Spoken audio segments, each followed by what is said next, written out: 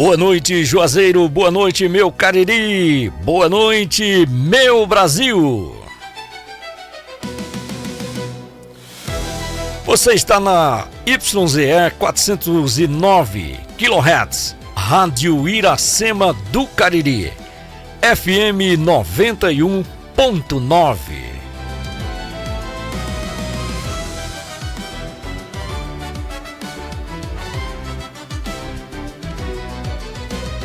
Aqui não existe neutralidade confortável. Ideias entram em choque. Convicções são testadas. Senhoras e senhores, está no ar o duelo.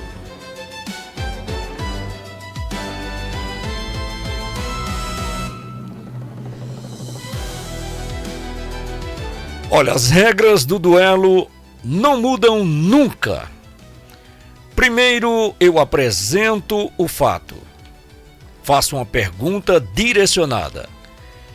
Vocês terão 2 minutos cravados para a resposta. Na pergunta aberta, o debate é livre, sob mediação. Alternância é obrigatória.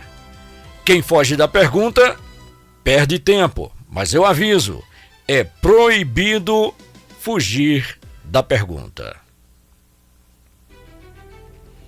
Aqui não vence quem grita mais, vence quem sustenta o seu argumento. O nosso convidado, o Pedro Siebra, está um pouquinho atrasado, mas ele já entrou em contato e disse que já está a caminho. Daqui a pouquinho ele está aqui conosco e vamos fazer o duelo de fato. Por enquanto, no corner da direita já chegou aqui o defensor da liberdade individual. E também ele que é o Estado limitado. Crítico do intervencionismo e da burocracia estatal. Senhoras e senhores, recebam com muito carinho Matheus Linardi. Boa noite, Matheus. Como é que foi seu final de semana, meu querido? Fala aí para a audiência, se apresente. Afinal de contas, tem muita gente que está ligando o rádio agora, não conhece o duelo, né? Então é a oportunidade de você se apresentar e receber o carinho da nossa audiência. Boa tarde, Osmarcélio. Boa tarde, queridos ouvintes aí, o pessoal que está nos acompanhando pelas redes sociais, né? A gente está com uma audiência bem interessante fora do Ceará, né? Fora aqui do Cariri, eu tô achando isso bem bacana. Meu fim de semana foi bem tranquilo, eu passei trabalhando.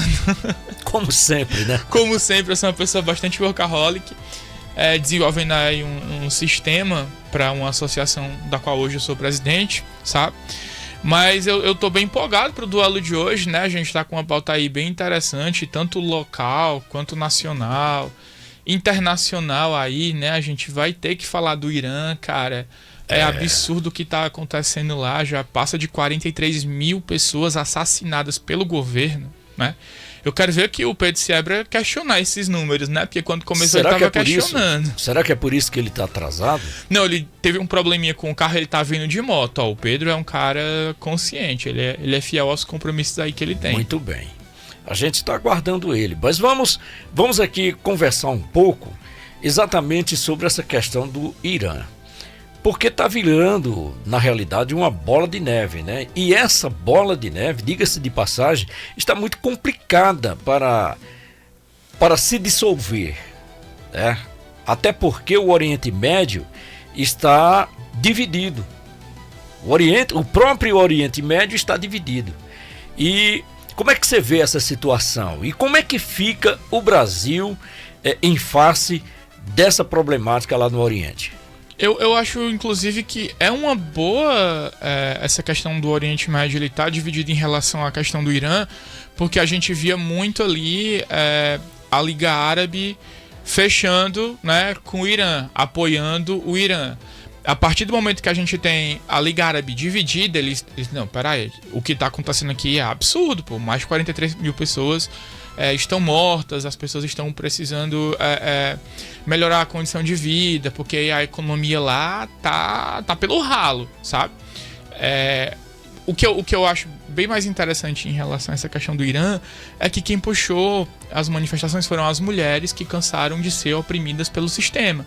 Porque é uma ditadura teocrática, né, que tenta impor ali padrões morais a mulheres. Por exemplo, a mulher não pode mostrar o cabelo, Josmarcelo.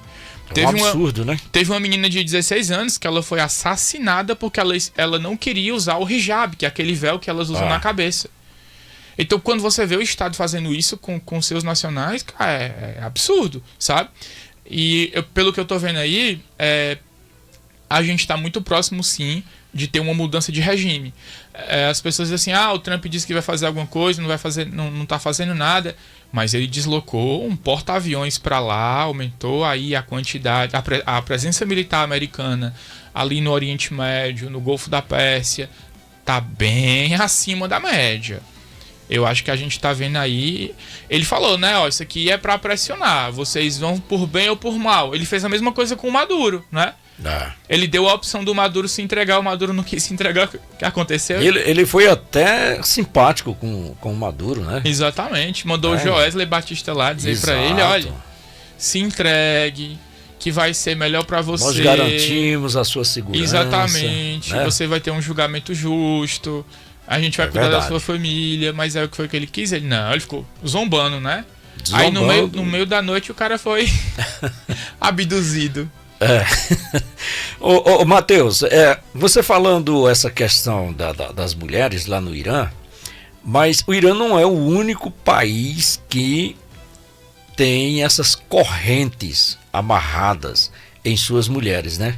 Tem país que traz até algo mais rígido, como é o caso do Paquistão, né? Mas na verdade, assim, por exemplo, o Paquistão, ele tá passando por uma transição, ele é muito mais democrático do que o Irã, se a gente for como é que eu posso dizer, comparar nessa base aí. Porque existe, quando o país islâmico, ele exige que, tipo assim, as mulheres utilizem ali a vestimenta adequada, burca, né? A burca, o hijab. Qual é o problema do Irã? O Irã, ele tem uma repressão extremamente violenta. No Paquistão, você não escuta dizer, por exemplo, que as mulheres foram assassinadas ou estupradas porque se recusaram a utilizar a indumentária muçulmana, né? As roupas das mulheres muçulmanas. Já no Irã, a gente vê isso acontecendo direto. É um problema que tem que haver uma solução imediata, porque senão daqui a pouco, né, a população do Irã vai ficar reduzida a pó. A pó, exato. Parece que o Pedro chegou. Muito bem. Então, tem não somente essa questão do Irã, né? A gente está vendo aí essas várias guerras espalhadas aí pelo nosso planeta, e a humanidade já começa até a se preocupar, porque também em meio a essa escalada global, né, chegou aí um novo vírus na Índia. Você tem conhecimento sobre isso? Pior que não. Eu não vi essa questão aí desse vírus na Índia. Pois é. E não estava na pauta, né? Tô bem nem fui atrás. Tá certo. Mas é uma coisa que eu acho preocupante, sabe? Porque tu já pensaste se por um acaso deflagra uma terceira guerra mundial e aí um mix junto com esse vírus, aí é para acabar mesmo, viu? Pelo amor de Deus. Já chegando aqui, nosso amigo Pedro Siebra.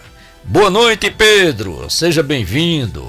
Senhoras e senhores, o Pedro Siebra, ele é o defensor da ideologia esquerdista. E ele está aqui, ele está aqui como defensor do Estado. Ele defende o Estado como instrumento de justiça social e políticas públicas redistributivas. Pedro Siebra, seja bem-vindo, boa noite. dê o seu alô aí para nossa audiência, diga para que veio, fale um pouco como foi o seu final de semana, fique à vontade, microfone aberto. Boa noite, meu querido Jorge, boa noite, Matheus. Vi que o Matheus cortou o cabelo aqui, né? Tá todo arrumadinho, cortou não. Mas é isso aí, boa noite aos ouvintes, nossos telespectadores, a todo mundo que acompanha a gente na rádio, no YouTube, daqui a uns dias na TV, se Deus quiser, em todo canto. E vamos para mais um duelo que hoje tá cheio de notícia quente. Muito bem, e o tempo ruge e nós não podemos nos atrasar mais do que isso, então vamos lá para as pautas. Primeira pauta, secretaria exonerada em Aiuaba. Olha só, a exoneração de uma secretária municipal em Aiuaba reacende o debate sobre autonomia administrativa, estabilidade política e possíveis pressões nos bastidores. Em municípios menores, decisões governamentais frequentemente se misturam à política local e a confrontos de interesses. Vamos lá. A primeira pergunta vai direcionada para Pedro Siebra. Pedro, essa exoneração representa um ajuste legítimo de gestão ou evidencia um padrão de instabilidade política que fragiliza instituições públicas locais? Você tem 2 minutos. Jorge, eu estava acompanhando o caso, né? Vi que essa exoneração passou também por conta que queriam que ela assinasse uma como é que é o nome? Licitação. Uma licitação avaliada nos 300 mil e ela não assinou porque tinha uma história de uns violeiros, que tem toda uma situação. E aí ela não assina, o que mostra também que o secretário ou o secretariado de Aiuaba não tem autonomia, né? Porque assim, se ela não assinou porque ela acreditava que tinha outras prioridades, como a água das escolas, como o fardamento dos meninos, o material escolar, então tinha muita prioridade na frente. E ela não assina porque acredita que a verba tem que ser destinada corretamente, já mostra que a prefeitura de Aiuaba tem que se explicar, né? O motivo que demitiu ela, o porquê que ela foi exonerada. E assim, nesses casos também, às vezes eles criam algo que nem sabem, né? Porque às vezes uma mulher dessa aí que pelo menos transmite, né? Uma honestidade, e ela tá sendo muito transparente, pode ocorrer também de se tornar uma política e vir na próxima eleição como opositora, talvez, do próprio prefeito. Pode ser uma oportunidade, né? Para você ver também que o que é que acontece. Às vezes, muitas vezes também, o executivo ele escolhe pessoas competentes para as secretarias, para os casos. Que assim, o que eu não conhecia ela, o trabalho dela, mas ela, pelo menos no vídeo, aparenta ser uma mulher muito honesta, né? Então assim, a gente não sabe se é uma guerra política, a gente não sabe os motivos do prefeito, a gente não sabe o que é que está por trás dos bastidores, até porque ela era uma secretária da situação. Mas ela aparenta passar uma verdade e se ela realmente não destinou essa licitação, esse dinheiro aí para uma coisa que não era prioridade, já mostra muito sobre ela também. Muito bem, agora a pergunta direcionada para Matheus Linardi. A autonomia do gestor é fundamental para governar com eficiência ou uma prefeitura sem controles claros se torna um espaço de arbitrariedades? Você tem 2 minutos. Eu acredito que todo gestor, todo ordenador de despesa, né, ele tem que ser livre para cumprir ali a sua função. Eu vi o vídeo dessa secretária, eu vou dizer que mulher corajosa, porque ela não apenas se recusou a assinar uma licitação de mais de 300 mil reais para uma jornada pedagógica. Olha, gente, as aulas vão começar agora, as escolas estão precisando de reforma, os alunos não têm material didático. Como é que eu vou justificar um gasto desse? É verdade. E ela expôs na rede social, ela disse assim, olha, não tem como eu assinar, isso aqui, e ainda jogou o prefeito na fogueira. Olha, ele tá fazendo isso aí pra priorizar os amiguinhos dele, os violeiros dele. Ela deu nome aos bois. Ela, olha, vocês vão ver isso acontecer, mas não com a minha assinatura. Eu não serei cúmplice disso aí. Que mulher corajosa. Eu queria ver mais gestores ter a coragem que essa mulher teve. Porque recentemente aqui a gente teve um prefeito que em editais de cultura eram editais direcionados, sabe? Só quem ganhava esses editais era a galera da panelinha. E a gente tá vendo aí agora com o prefeito Gleidson que os editais de cultura, ele é para quem disputa, né? Qualquer pessoa pode disputar e pode ganhar, não é só a galera que votou no Gleidson, sabe? Muitas pessoas que não votaram em Gleidson estão sendo contempladas com os editais de cultura. E isso mostra a pluralidade, isso mostra a brilhante atuação do secretário Renato Willames, que eu admiro bastante. E eu queria que isso fosse a prática em outras cidades. Agora, quando a gente vem para Aiuaba, que é um município desse tamanhozinho aqui, que se duvidar é do tamanho de Abaiara, sabe? Não tem como você justificar um gasto desse de R$300 mil para 12 violeiros. É verdade. Muito bem, agora a gente tem uma pergunta aberta, mas antes eu vou para um pequeno intervalo. Prometo para você que não demora nada, tá bom? Beleza. Só pra gente cumprir aqui o protocolo. Agora, 18 horas e 24 minutos, o Pedro Siebra chegou muito feliz da vida. Eu acho que o final de semana dele foi bem... Não, é porque novos ventos, né, estão vindo. Novos aí, ventos? Ah, que bom, né? Então tá bem. Vamos para um pequeno intervalo. Prometo para você que não demoramos nada. Daqui a pouquinho a gente tá de volta. Você está ouvindo FM Iracema 91.9. Você, contribuinte de Juazeiro do Norte, tem diversas alternativas para quitar o seu IPTU 2026 e ainda concorrer a prêmios. À vista com até 15% de desconto ou parcelado em até 6 vezes. E pagando o IPTU, você concorre a 2 carros elétricos e 2 motos 0 km. O boleto pode ser emitido na Secretaria de Finanças ou no site da Prefeitura. Aqui, o seu IPTU é transformado em obras e serviços para você. Prefeitura de Juazeiro do Norte. Você está ouvindo FM Iracema 91.9. Eu acho estranho isso aí. Falei pra você que a gente não demoraria nada. Já estamos de volta. Agora pra pergunta aberta. Exatamente, o duelo vai começar agora, hein? Olha só, no interior, instituições públicas são fortes o suficiente para resistir a disputas pessoais ou estão inexoravelmente subordinadas a alianças e pressões locais? Vamos começar aí com Pedro Siebra. Você tem 4 minutos. Nessas cidades menores, onde a influência política é muito grande e muitas vezes até famílias estão juntas em secretariados, em coisas, que pode ser até o caso deles, né? Os dois são da família Feitosa, mas eu não sei se tem alguma ligação familiar, se é mais distante e tudo. Então, assim, às vezes a gente leva pra política problemas pessoais também, né? Não sei se eles têm algum problema pessoal entre eles, alguma coisa. O que tem que ser analisado é o que a gente tem e os fatos que a gente tem.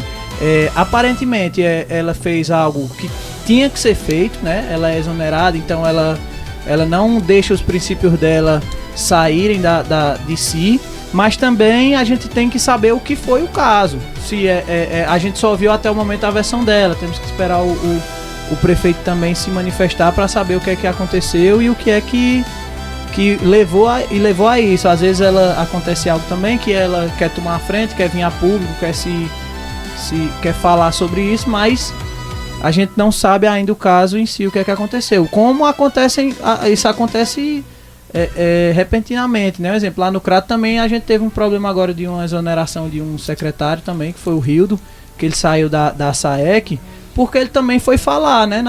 Foi falar dos problemas da ambiental, os problemas que estavam vindo acontecendo no Crato, de gestões passadas ou muito passadas, e aí acabou que a situação entendeu aquilo como um problema e acabou exonerando. Então, assim, esses casos acontecem muito, mas eu não vou nem citar nomes, mas tem uma pessoa lá no Crato que ele é muito infeliz nos argumentos dele, que ele fala, por exemplo, assim, se você tá na situação, você tem que se calar para o que o governo tá falando, e não é verdade, você tem que apontar os erros também, mesmo que esteja na situação, porque o ideal é você, já que está na situação e faz parte do poder executivo, orçamentário e tudo, você pode saber onde o problema tá, né, e tentar corrigir aquilo. Ter zelo, né? Ter zelo, até porque ali você não é prefeito, você não é secretário, você está, né? Na política. Tá no aberto, né? Tá no aberto. Eu só discordo do Pedro aí em relação a temos que ouvir a versão do prefeito, porque, bora lá, fatos. Existiu uma licitação de 300 mil reais para contratar violeiros para uma jornada pedagógica. Isso é fato, né? O município de Uaiuaba não tinha condições nem de reformar as escolas. E olha que a gente já está voltando para o período letivo, né? As escolas estão voltando aí a ter essas atividades e as escolas não têm dinheiro para ser reformadas, mas tem dinheiro para contratar os amigos violeiros do prefeito.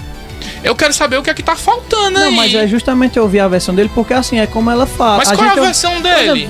A gente sabe se realmente são amigos violeiros, a gente não sabe se já tava na agenda, a gente não sabe. Então assim, a gente tem que saber. Mas Pedro, não tem condição claro de um que município do tamanho de... Exatamente, do tamanho de Uaiuaba, e ela como ordenadora de despesa, não quis compactuar com aquilo ali. Ela foi muito corajosa, ela foi muito feliz. Nenhuma versão que o prefeito conte na mídia e tente se vitimizar vai apagar o fato de que a Uaiuaba não pode bancar 300 mil reais para violeiro, enquanto as escolas estão precisando de reforma. Não, mas quando eu falo os alunos estão precisando, né, de material didático. Com certeza, mas quando eu falo em ouvir o prefeito, é o que eu digo, eles têm... Pode ser até aquele caso de não ser familiar, mas assim, pode também ter um problema familiar aí em questão, um problema pessoal, e a gente não saber. Então, o ideal é ouvir todos os fatos, todos os lados, pra saber o que aconteceu. A gente está aqui para julgar só o fato, né? E o fato é, ela se recusou a assinar uma licitação de 300 mil reais porque não tem dinheiro para as escolas fazerem um básico. Isso é o que se tornou público. Isso é o que se tornou Exato, público. Mas é isso que quando eu falo ouvir a versão dele, é justamente saber se isso é verdade também. Se é verdade, por exemplo, ela falou... Mas não é verdade a licitação. Não, tô dizendo, ela falou sobre a questão das águas. Licitação é um documento. Não, mas a licitação até ela foi gerada, mas o que eu quero falar é em relação a se realmente os problemas que ela apontou são verdades. Entendeu? Por exemplo, se realmente tá faltando o material dos alunos, porque se amanhã o prefeito vier a público e falar, ó, tá aqui, ó, os materiais estão em dias, tá tudo em dia. Então a gente tem que ouvir os fatos para saber se realmente aconteceu tudo como ela tá falando, só isso. Mas se tudo for conforme o que ela está dizendo, ela foi muito feliz. Eu acredito assim que a gente estava até conversando aqui, né, antes de começar o programa, né, Josi? Sim. É um escárnio gigantesco um município como Uaiuaba, que é do tamanho de Abaiara, gastar 300 mil reais com violeiro, meu amigo. Com certeza. Isso é um absurdo, sabe? Eu vou começar a aprender a tocar viola. Pois é. Isso eu concordo também, mas o que eu quero falar é sobre o fato... Se a licitação chegou na mesa dela, Pedro, alguém mandou. Muito bem, senhores, e a gente vai dando sequência. Vamos dando sequência aqui, né? Vamos para a próxima pauta. Olha, vereador de Juazeiro com Nicolas Ferreira. Eita, esse aqui foi quente, viu? Olha só. Pois é. Vereador de Juazeiro do Norte uniu-se ao deputado Nicolas Ferreira em caminhada pela liberdade de Bolsonaro. O gesto conecta mandatos municipais e pautas nacionais, gerando debates sobre estratégia política local, polarização e relevância eleitoral. A pergunta agora é direcionada a Matheus Linardi. Matheus, essa aliança é uma expressão legítima de convergência ideológica e representação popular ou é uma mera instrumentalização de figuras nacionais para objetivos eleitorais municipais? Você tem 2 minutos. Bom, não é segredo para ninguém que o Boaz, que mudou até o nome dele, né, de Boaz das rotatórias para Boaz do Bolsonaro, ele é um grande representante da direita aqui no Cariri e, sinceramente, eu considero legítimo o fato dele ter buscado, como é que eu posso dizer, uma relevância maior para o seu mandato, se projetar aí, né, de uma forma mais assertiva, tanto estadual quanto até nacional. E a gente não pode esquecer que o Boaz acompanhou a posse do Trump, né? Então, essa questão da agenda ideológica, por mais que algumas pessoas elas discordem bastante, mas se fosse uma caminhada do Lula, o Barbosa estava indo também, né? Os políticos de esquerda fariam exatamente a mesma coisa, colar a sua imagem naquela pessoa que hoje ali tem mais representatividade dentro da direita. E essa caminhada do Nicolas, tem muita gente rindo aí, mas eles estão ignorando o que esse cara conseguiu. Porque a direita estava toda dispersa. E ela acordou. Ela está unida em um propósito. Então o que a gente vai ver nas próximas semanas é o Tarcísio abraçando publicamente a campanha do Flávio, é os nomes da chamada terceira via ali minguando e os votos migrando para o Flávio. O que o Nicolas fez foi manter o legado do Bolsonaro vivo, e é claro que o Boaz precisaria participar disso. Ele se elegeu dessa forma. Muito bem, agora a pergunta direcionada para Pedro Siebra. Movimentos locais alinhados a figuras nacionais aprofundam a democracia participativa ou exacerbaram ainda mais a polarização política no município? Você tem 2 minutos. Joyce, ele... Ei, olha, tem como olhar só se meu microfone tá baixo, que eu recebi uma mensagem aqui. Não sei se... Às vezes é porque tu não tá falando diretamente, né? Tipo assim, ó. Enfim, eu acho que essa questão do Boaz, né, que antes era Boaz da rotatória, né, agora é Boaz de Bolsonaro, eu não vejo sentido num vereador sair de Juazeiro do Norte e bater lá em Goiás para ir fazer uma caminhada até Brasília em prol de algo que não está dentro do poder dele. Então, por exemplo, se fosse uma caminhada de senadores, já que eles querem pautar impeachment, querem pautar coisas que não estão dentro do seu poder, tem que saber se o povo que votou nele se sente representado por essa caminhada. Porque o que é que acontece? O que ele faz com o tempo livre dele, já que ele está de férias, já que ele tem o seu dinheiro e que vai custear com o seu dinheiro e faz tudo no seu tempo livre, ele é um cidadão como qualquer outro e ele tem o total direito de fazer isso. Mas o que foi o simbolismo dessa caminhada? O que é que ela representou? O que é que ela significa para um vereador de Juazeiro do Norte ter que ir até lá, se é uma briga muito mais pessoal entre Nicolas e o Supremo, entre a direita e o Supremo, que não pode ser resolvida pelos vereadores. Então, assim, nem por vereadores, eu não cito só ele não, eu cito também Carmelo Neto, né, que foi também, ele e estão saindo daqui para ir até lá, como se o Ceará já não tivesse muita coisa para fazer, né? Então, assim, vamos saber se é um simbolismo. Não, a gente tá indo em prol da liberdade, a gente tá indo em prol de algo que não está no nosso alcance, mas a gente tá indo lá ajudar Nicolas. E é válido, né? Toda manifestação é válida, todo discurso que é contra o que eles falam que é tirania, o que eles falam que é uma ditadura do judiciário é válido.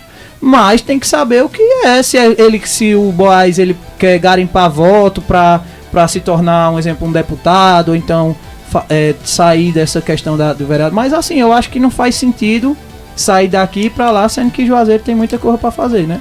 Muito bem, agora 18 horas e 37 minutos. Lembrando a você que a sua participação através do WhatsApp 88-2157-1191. Você pode fazer a sua pergunta, você pode fazer a sua crítica, o seu elogio, fique à vontade. O programa é feito exclusivamente para você. Agora uma pergunta aberta, né?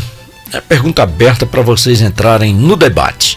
Movimentações político-ideológicas com caras nacionais enriquecem o debate local ou contaminam a agenda municipal com pautas que não são prioridade para a comunidade? Vocês têm 4 minutos. Como eu falei, o Boaz ele se elegeu exatamente com a pauta ideológica, sabe?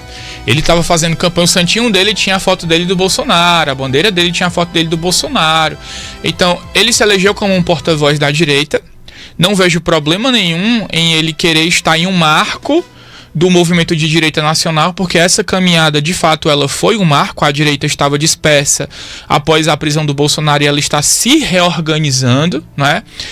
Muito provavelmente ali, como eu acabei de citar, em torno do Flávio Bolsonaro, a gente vai ver aí uma subida dele nas pesquisas e esses candidatos de menor expressão minguando de vez, né? A gente tem aí até o cara que vai estar aqui quarta-feira, nosso querido Renan Santos, Ratinho Júnior, quem mais? Caiado, Romeu Zema pode vir como o vice do Flávio, enfim, tá muito nublado essa questão. Não, Pedro, é porque você falou assim, eu não vejo sentido o Boaz fazer isso, porque tem muita coisa para se fazer em Juazeiro. De fato tem. E o Boaz, ele faz muita coisa em Juazeiro.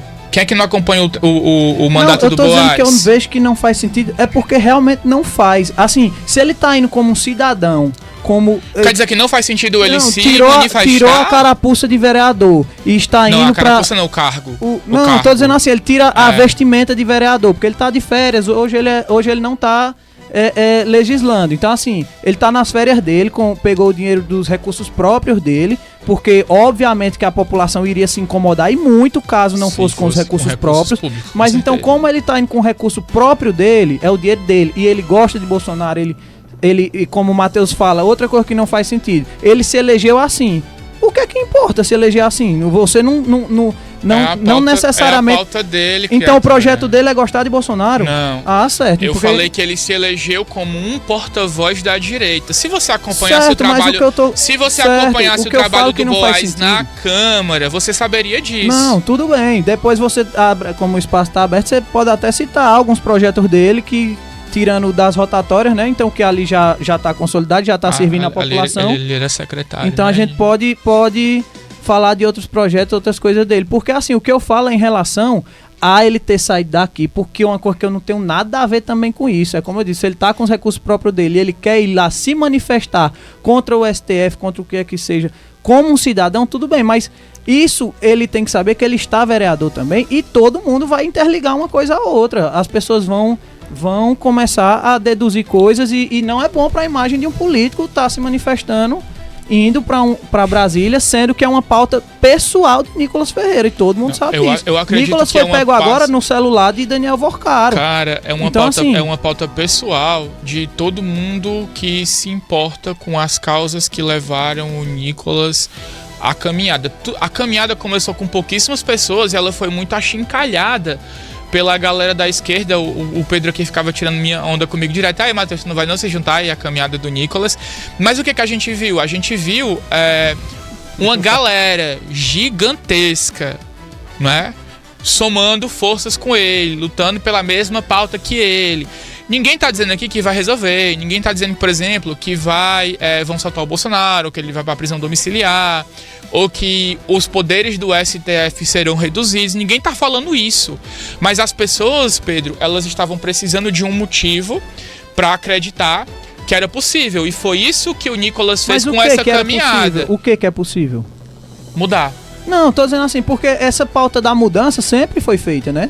Eles sempre falam isso desde que eles se tornaram oposição. Eu quero saber o que é que essa caminhada vai trazer de benefício, principalmente para a população. Eu acho que já trouxe. A gente, como eu sempre venho falando aqui, todo o programa, a gente nunca viu o Supremo Tribunal Federal tão acochado como a gente está vendo hoje. Inclusive, a gente viu hoje, por exemplo, o presidente Lula sugerir que o Toffoli deveria renunciar pelos escândalos envolvendo aí o resort da família dele, não é? Ele utilizando o Supremo Tribunal Federal para enriquecimento ilícito. Na verdade, quem falou foi o presidente Lula. É porque assim, a gente sabe também que Lula hoje já é um senhor de idade, né, também. O que acredita o que falaram é que que Lula quis dizer, porque sempre é tirado de contexto, que ele devia se declarar suspeito no caso. Não, ele falou renúncia. Naquele outro caso. Então assim, ele falou renúncia. Eu sei, mas Lula é uma pessoa que não foi suspeição, foi renúncia. Lula é uma pessoa que ele respeita muito as repartições, ele respeita muito eu acho engraçado, né, que o poder. O representante aqui da esquerda não tá mais nem respeitando o que é que o Lula tá falando. Não, eu não tenho que Ele tá interpretando, não, mas o Lula não quis dizer isso. Eu não sou gado de Lula, não. Eu não sou... O Lula não quis dizer... Não, você tá sendo pior do que gado de Lula. Eu não sou gado de Lula, não. Você tá querendo ler a mente dele. Você já tentou ler a mente do Laudi, agora quer ler a mente do Lula também? Você ser de esquerda não lhe faz um petista, não. Coisa dessa, entendeu? Viu? Inclusive é o contrário. Inclusive o cara fala numa entrevista publicamente, Toffoli deveria renunciar. E aí Não, ele não falou isso, não. Não falei isso, eu falei Você que... Você falou isso a sim, pergunta quando perguntaram isso a Lula, estava agregada a suspeição, a Toffoli se declarar suspeito no caso do Banco Master. Então, assim, são várias coisas. Mas o que eu quero, o X da questão sobre a nossa localidade... Eu acho que a gente tem que mandar pro Guimarães essa fala do pode mandar pra quem Pedro quiser. Aí. Rapaz, Guimarães, tem um porta-voz lá do Lula... Ele tá em conexão mental, ele sabe exatamente o que é que o Lula tá pensando. Olha como é a cabeça de Matheus. Ele reduz a esquerda e a direita a Lula e Bolsonaro. Não foi isso que eu disse. Quando eu sou um defensor do campo da esquerda, ele quer que obrigatoriamente eu defenda pautas de Lula ou alguma coisa assim. Eu quero que você respeite o que o Lula falou, porque foi o que ele falou. Vamos lá, senhores. Errado, eu não vou ter que respeitar. Muito bem, agora... Ipsis literis, tu tá querendo reescrever a verdade, Pedro? Com certeza não, a verdade muito é uma bem, só. agora 18 horas e 45 minutos, vamos colocar um pouquinho mais de pólvora aí para estender mais essa fogueira. Me diga, na visão de vocês, ainda no debate aberto, certo? De acordo com a opinião de vocês, como é que vocês encaram o fato do raio ter caído ali no meio daquela população? E a gente vê também várias publicações, né, algumas tendenciosas, jogando a responsabilidade para o Nicolas Ferreira. Enquanto outras pessoas... Tava no grupo do duelo dizendo que era um sinal divino que ele estava pedindo. Muito bem. Enquanto outras pessoas, né, dizem que isso não tem nada a ver, foi um fato que poderia ter acontecido em qualquer lugar, em qualquer hora. O que vocês acham? Eu vou deixar o mentalista falar primeiro, porque vai ver que ele leu minha mente. Não, Jorge, em relação ao raio, eu sou uma pessoa que eu respeito extremamente a religião dos outros, o que os outros acreditam, o que os outros creem. Só que assim, quando o Matheus citou esse fato, que tudo na política, principalmente no lado das pessoas de direita, eles falam muito em relação a isso, um sinal de Deus, isso, que eu considero até uma blasfêmia você tá colocando Deus o tempo inteiro, seja na política, seja nas eleições. Então assim, caiu um raio, né, no meio da manifestação.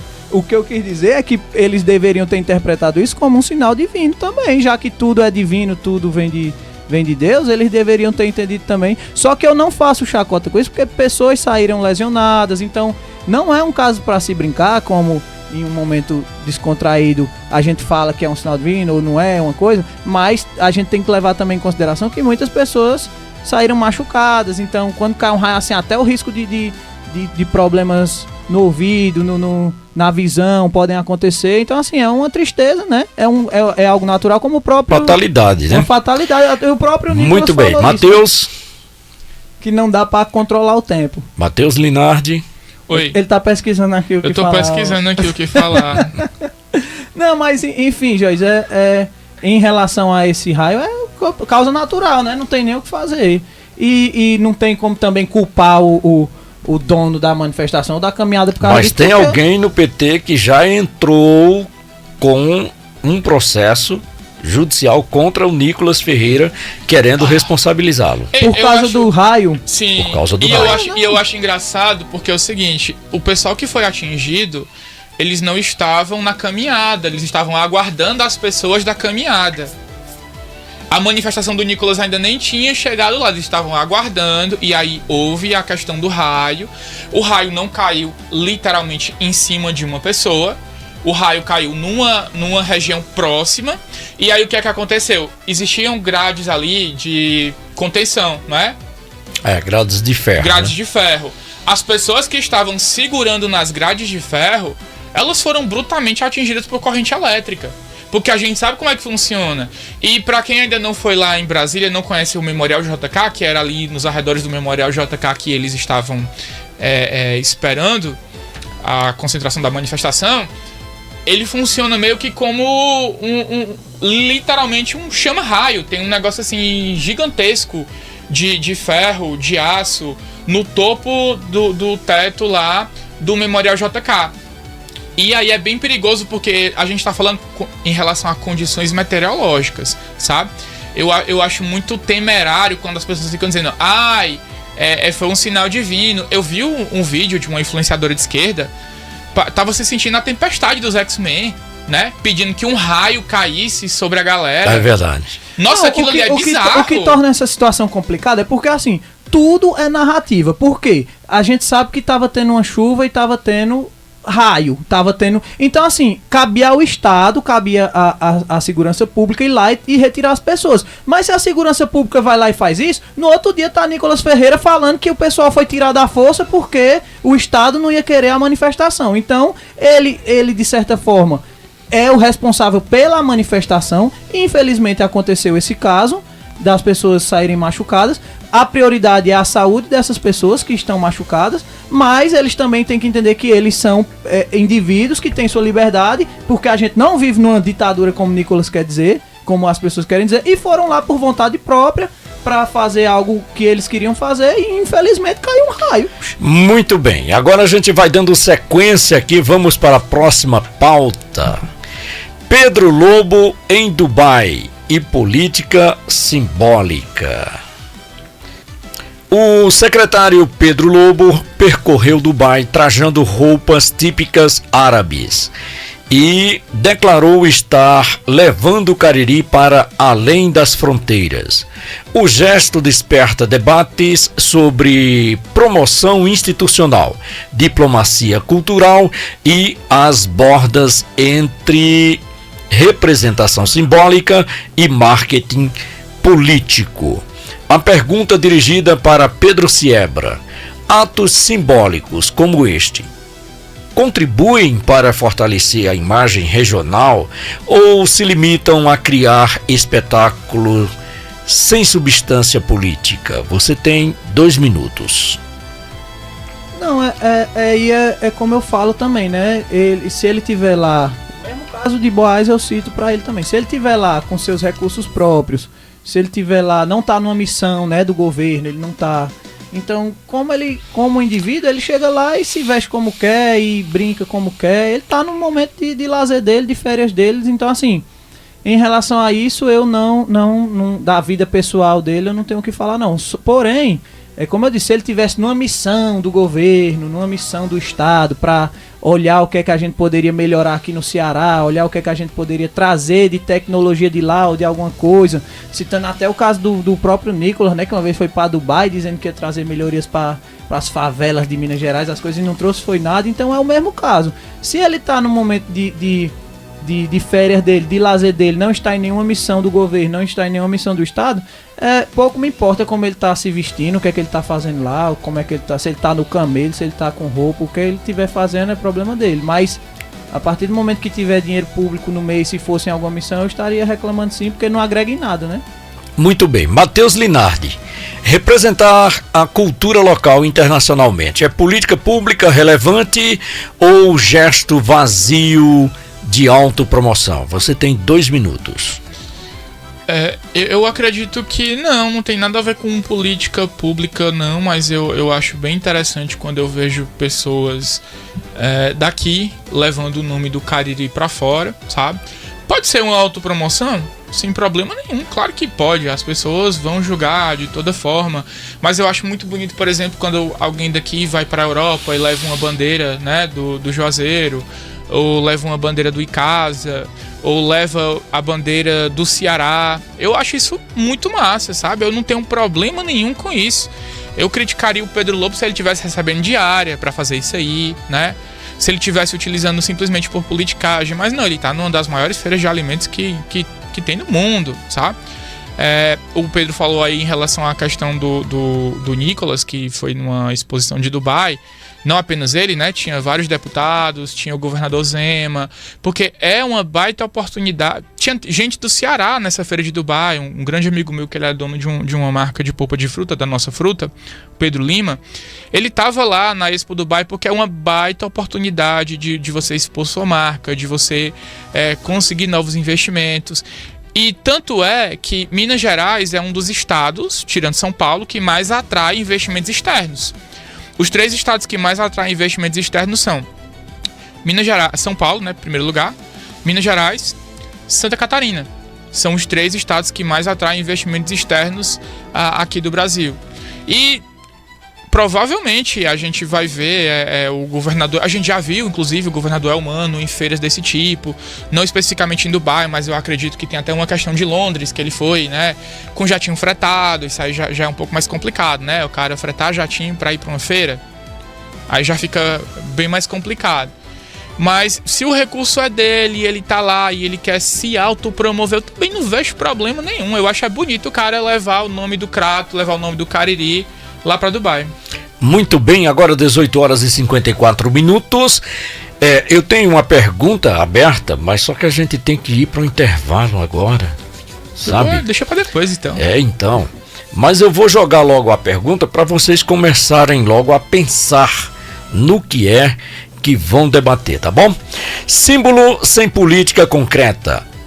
É cultura ou distração para plateias online? Não respondam agora, daqui a pouquinho vocês respondem, porque agora nós vamos para o intervalo. Iracema 91.9. Muito bem, falei para você que não demoraria nada. Olha só o nosso WhatsApp 88-2157-1191 para a sua participação. Você pode mandar a sua mensagem, pode fazer a sua pergunta, fazer a sua crítica, também fazer o seu elogio. Fique à vontade, o programa é feito exclusivamente para você. Tá bom? Mandando um abraço para Roberto em Santo André, no estado de São Paulo. Também a Francilene em Pirituba, também no estado de São Paulo. Também o seu João do Barro. João do Barro, olha.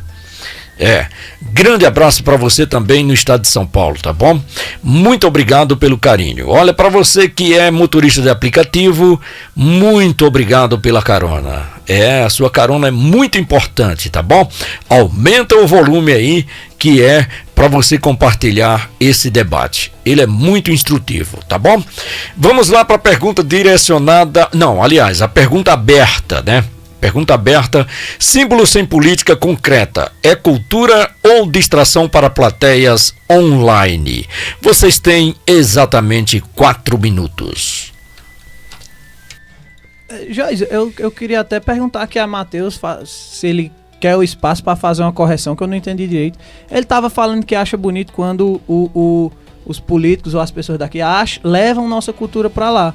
Mas é porque lá Pedro ele estava vestido de árabe, né? Ou eu posso ter entendido errado. Ele que estava com as vestimentas das pessoas de lá. Então, assim... exatamente, ele estava com a indumentária árabe. Pois é, então assim, eu acho que não fez muito sentido o que o Matheus falou, que você levar uma bandeira do Icasa. Ele não estava lá de matulão, de chinela de couro, ele tava lá vestido com... Então não levou cultura nenhuma nossa pra eles. É isso que eu não entendi o que o Matheus quis dizer. Eu abri aqui, né, a minha fala, deve que está no aberto, que eu não tava falando em relação à cultura. O que foi que eu me expliquei do Pedro? Ele estava lá numa feira, né, que é uma das maiores feiras de alimentos do mundo, e que eu não via problema, Pedro, quando ia alguém de fora e dizia que estava levando o nome. E como exemplo, eu citei a questão das bandeiras. Em momento algum eu falei: Pedro Lobo está levando a bandeira do Crato. Tá gravado. Tá gravado, graças a Deus. Não, quem tem mania de... Não, é porque ele... Quem tem 2 conversas aqui é você, filhote. Não tem nada a ver, porque... Quem tem 2 conversas aqui é o Pedro, e a gente já pegou ele no pulo, né? O assunto não tem nada a ver. Por quê? Porque ele fala que acha bonito que levem a cultura, levem as coisas. Mas ele não está numa missão, ele não tá fazendo nada, ele tá lá curtindo um recesso, alguma coisa, e aproveitou para olhar a feira, não é isso? Então, assim, se ele vai trazer alguma coisa de Dubai pra cá, algum projeto, vai ser extraoficial, até onde eu saiba. E aí Matheus falou em relação a que é bonito, que leva a cultura, que leva não sei o quê. Eu não disse em relação e vai ao ter o Pedro. fact-check, né? Vai, com certeza depois tem que ter o fact-checking. E eu quero que dessa vez o Pedro aprenda a pedir desculpas, né? Porque da outra vez ele errou. Se você não tiver citado o nome dele falado, eu falo. Da outra vez ele errou e não quis pedir desculpa. Ele veio dar uma enrolada gigantesca que você aqui. Citou o nome dele pra falar sobre essa questão da cultura. Mesmo a gente provando que o Pedro estava completamente errado, que ele tinha falado o que ele tinha dito. Porque quem tem duas conversas aqui, pessoal, é ele. Eu só tenho uma. Isso é o princípio da direita. Agora, se a esquerda gosta de tergiversar, o problema não é meu. Olha. Muito bem, e aqui a gente vai dando sequência. Vamos agora para a pauta estadual. Ciro Gomes e hospitais regionais. Ciro Gomes disse que hospitais regionais do Ceará foram entregues à politicagem, citando o Hospital Regional do Cariri e criticando a gestão local. A declaração devolve o debate para a tensão entre crítica política e a defesa de instituições públicas de saúde. A pergunta vai direcionada para Pedro Siebra. A retórica de Ciro é uma crítica necessária contra o aparelhamento político ou um discurso que enfraquece a confiança no SUS e nas suas instituições de saúde? Jorge, a gente tem que olhar a questão dos indivíduos, né? E não a questão da briga política. Então, assim, Ciro, todo mundo sabe que ele é um opositor, um exemplo de Giovanni, né? Giovanni Sampaio, o mesmo que ele chamou até de doidinho. Ciro Gomes abriu aspas dizendo que aqui a gente o hospital regional é comandado por um doidinho, né? Então, assim, o comportamento de Ciro também, muitas vezes, ele não foi exemplar, né? Eu tô querendo falar agora de administração, de competência.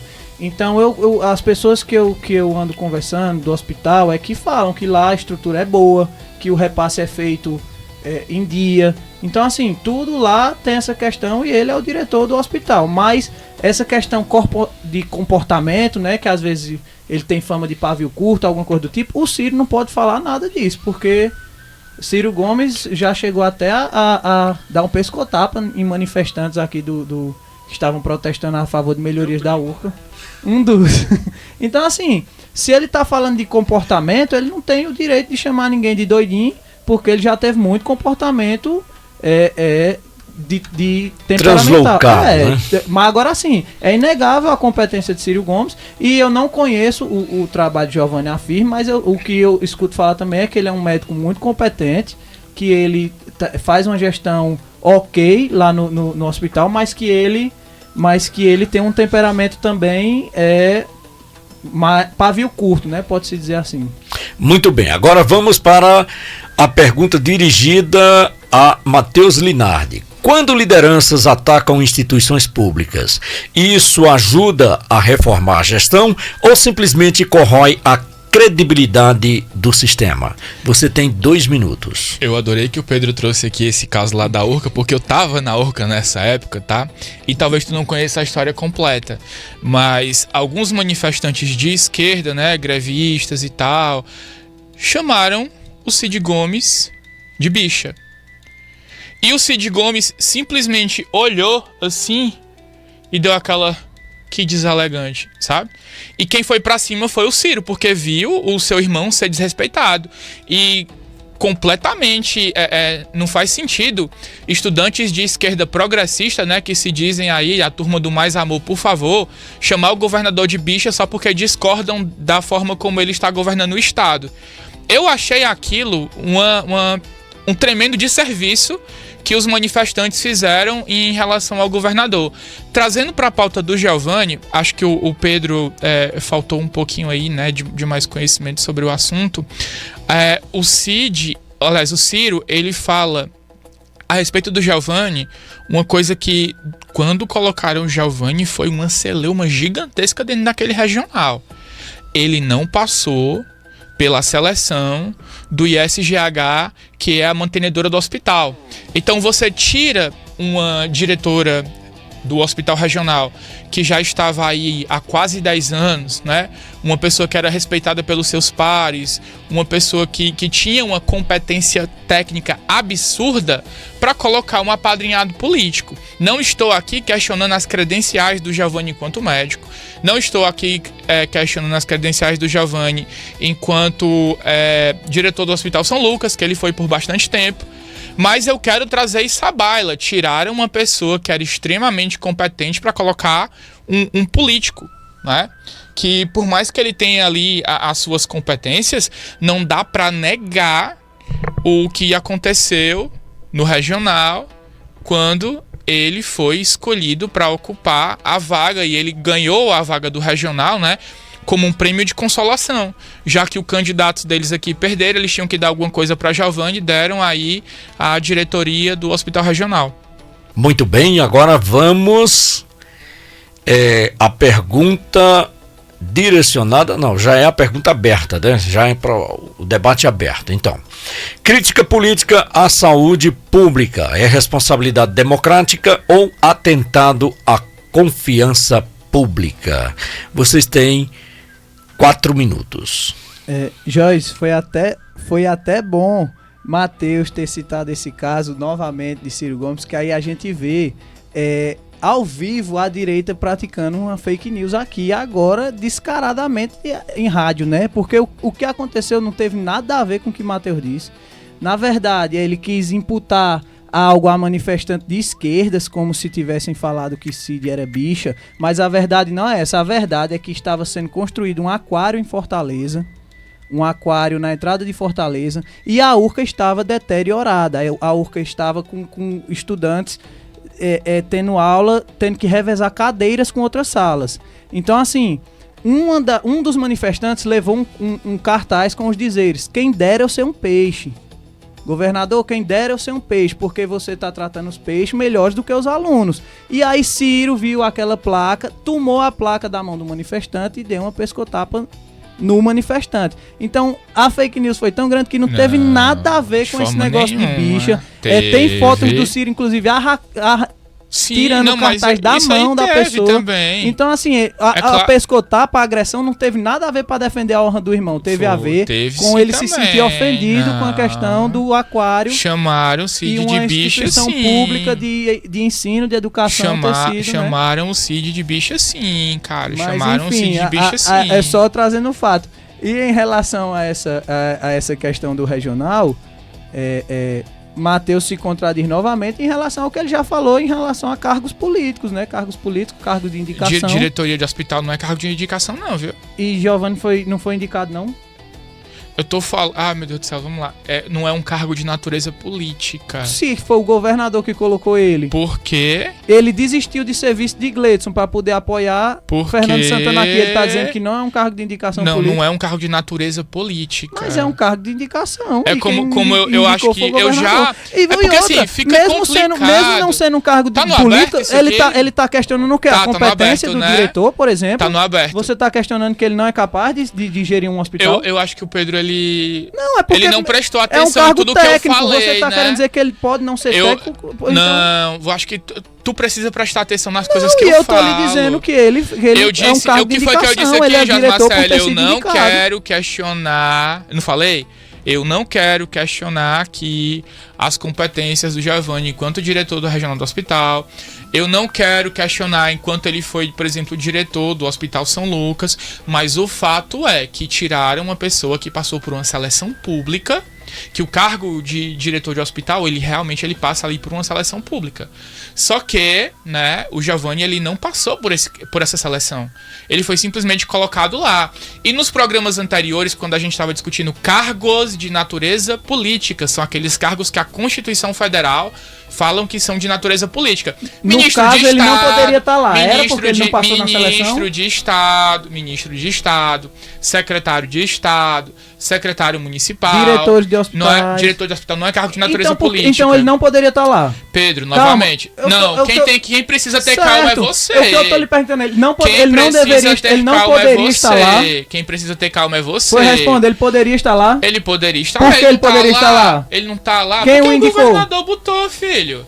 Mas não é um cargo de natureza política. Então, se é um cargo de natureza técnica, o que é que você tá querendo dizer? Que ele não é técnico, ele pode não ser técnico? Não foi isso que eu disse também. Então como eu disse, o que eu escuto falar é que ele é técnico, ele é competente para tal cargo. Em algum momento eu questionei, eu abri aqui a minha fala. Mas essa seleção é uma seleção que não serve a partir do momento que o governador quer a pessoa lá. O que eu disse foi muito simples, o que o Ciro falou foi muito simples. A diretora anterior do Hospital Regional, ela passou por uma seleção, ela passou por um processo criterioso para assumir a vaga. E o Giovanni não. O Giovanni só precisou da assinatura do governador. Muito bem, senhores. Se isso justo, se o Pedro acha isso bonito, aí o problema não é meu. Ok, senhores, o nosso tempo. Olha só, mandando um abraço aí para o Bruno Camarão. É o Bruno Camarão 17. É o nome que está aqui no YouTube, tá? Ele tá assistindo ao debate lá de Mombaça, Sertão Central do Ceará, viu? Ele tá lá acompanhando. Um grande abraço, muito obrigado aí pelo carinho da audiência. Olha aí, Mombaça, estamos chegando, né? Estamos voltando pro Ceará. E vamos lá, mais uma pauta. Viaturas semi-blindadas para PM. O governo do estado entregou 58 viaturas semi-blindadas à Polícia Militar. Enquanto parte da sociedade vê a medida como reforço à segurança pública, outros apontam que equipamentos sem políticas estruturais não resolvem o cerne da violência. A pergunta é direcionada para Matheus Linardi. Equipar a polícia é condição mínima para garantir segurança ou a escolha por viaturas reflete visão reducionista de um problema complexo? Você tem 2 minutos. Eu acredito que equipar a polícia é fundamental, sabe? Se tá dando aí as viaturas, essa questão aí de ser semi-blindada, eu não entendi porque é totalmente blindado, eu acho que deve ser porque é mais caro, né? E a gente sabe que o governador Elmano reduziu em 70% o orçamento para a segurança pública. Mas é claro que também não vai resolver ter mais viatura. Não vai, por exemplo, mitigar também o problema, ou seja, não vai diminuir o problema só porque tem mais viatura. É um investimento aí que ele precisava ser mais estruturado. Eu acredito que o que falta realmente aqui no Ceará é uma política pública orientada. O Pedro enche a boca aqui para falar que o Elmano ele conduz o debate da segurança pública com muita inteligência. Eu queria entender onde é que o Pedro enxerga inteligência em algo como isso, sabe?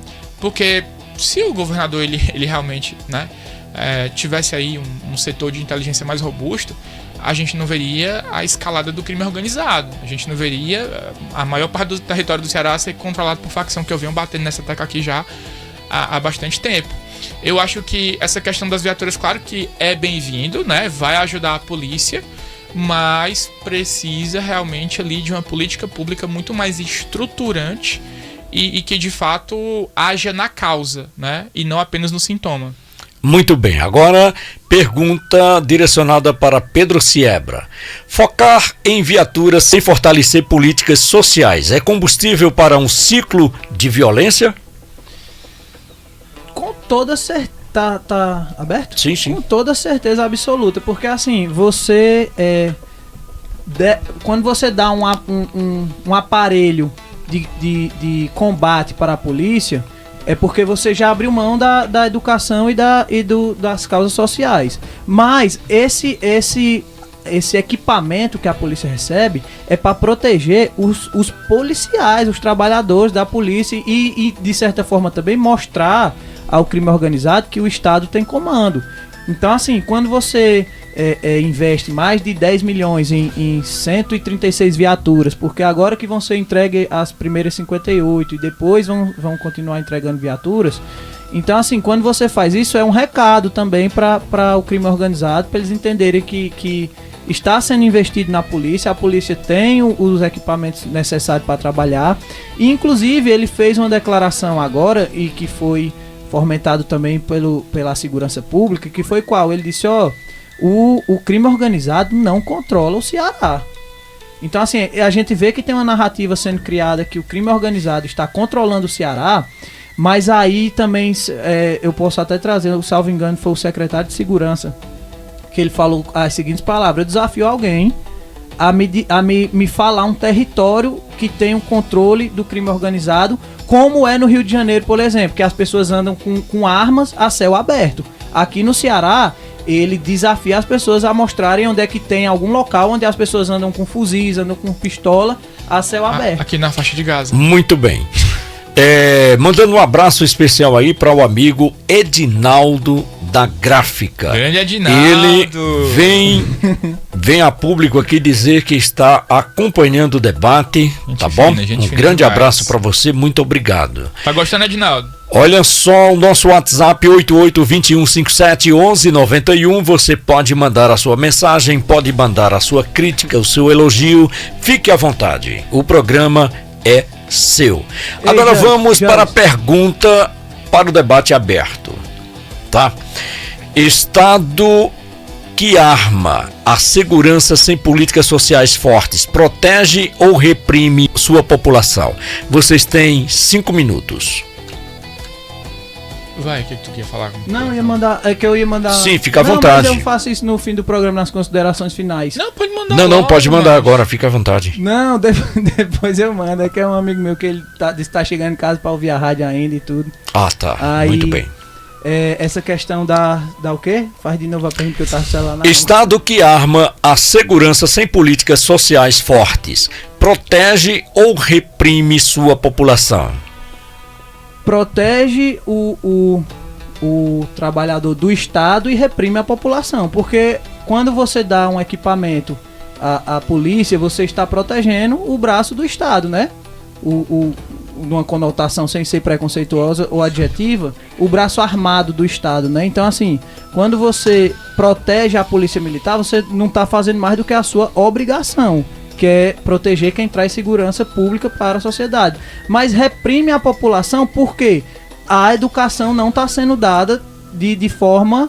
Então, assim, vão continuar sendo fabricados mais pessoas que estão criminalizando, né? Que estão sendo acometidas pelo crime, onde o crime está ganhando essas pessoas. Então, assim, quando a gente vê aquela mega operação do Rio de Janeiro, por exemplo, eu sou um crítico a ela, quando eu falo que nenhum mandato foi cumprido e que a operação foi mal sucedida. Para a direita, o que é ser bem sucedido é matar o máximo de pessoas possível. Com certeza. E não morrer nenhum policial. Ainda mais traficante, né? Quando você fala que não morreu nenhum policial, quer dizer, ótimo, tu tá acompanhando os traficantes, foi bem Pedro? sucedida.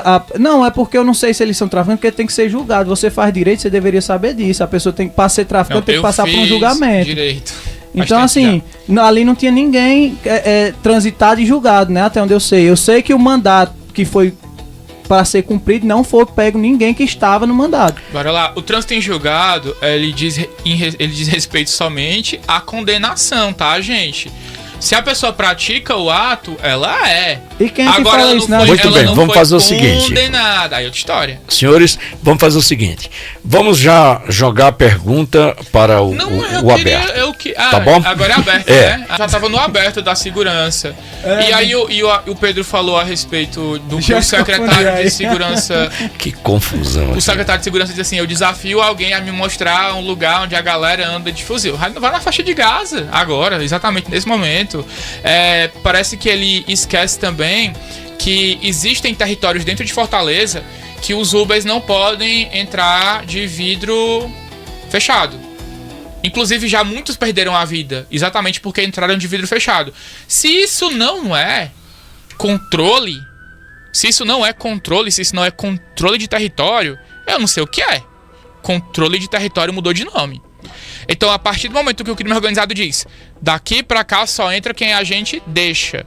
A partir do momento que o crime organizado esvazia uma cidade, esvazia um distrito, isso não é controle não, Pedro? Não, a fala que eu entendo isso é a controle seguinte, ou não? você vai dizer, isso é controle o desafio ou não? dele é o seguinte, você isso vai dizer qual é a localização. Ué, a cidade que foi esvaziada. Não, então, aí você cita essa cidade esvaziada. É controle ou não é? Se eu tô indo pelas frases Quer dizer do que você secretário. nunca viu essa notícia? Se for que a cidade verdade, foi esvaziada? É controle. Se não for, o que ele quer Cara, é o seguinte. o município inteiro do Ceará. O que ele quer é que você diga o seguinte, ó, lá em Maracanaú, na rua tal, lá tem pessoas que andam com fuzil. Lá é controlado. Ele quer isso, ele quer que você diga o local onde o crime organizado controla. Pois, rapaz, eu vou te dizer, viu? A inteligência. Você vai estar até ajudando a polícia, né? A inteligência do governo do estado parece que tá sendo meio burra. Porque tá deixando de assistir até os noticiários, porque isso sai direto no jornal.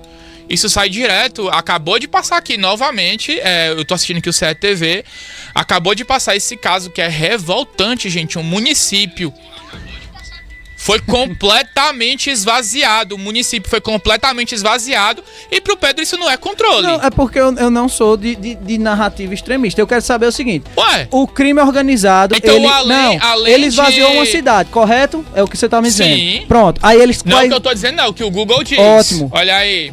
O Google cidade agora virou... do Ceará foi esvaziada pelo crime organizado. O que eu quero dizer é o seguinte, a cidade foi esvaziada, correto? Correto. Qual é o intuito da organização criminosa esvaziar aquela cidade? O que é que eles estão fazendo lá? O que é que está sendo... É isso, quando a gente fala trabalhar com inteligência, é matar na raiz. Então, assim, quando você fala que a cidade foi esvaziada, que o Estado perdeu o controle, você tem que dizer qual é a atividade econômica e onde é que está sendo controlado pelas facções ou pelo crime organizado. É só isso. Esvaziar a cidade, tudo bem, mas o que é que eles estão fazendo lá? Qual é o intuito criminoso deles lá? É um controle... Ali não passa mais carro, ali a polícia não chega mais lá, eles têm fábrica de armas lá, eles estão fabricando droga. Você tem que dizer que narcoestrada ou então estado paralelo é isso. Peraí. Olha a genialidade com J do Pedro. Quem tem que dizer isso sou eu, não é o setor não é você, mas você que tá acusando. Não é o setor de inteligência do estado do Ceará. Então quer dizer que o governador, ele reduz em 70% os investimentos de segurança pública e eu, aqui do Cariri, tenho que dar conta do que acontece lá em Morada Nova. Não é isso aí não, você tá...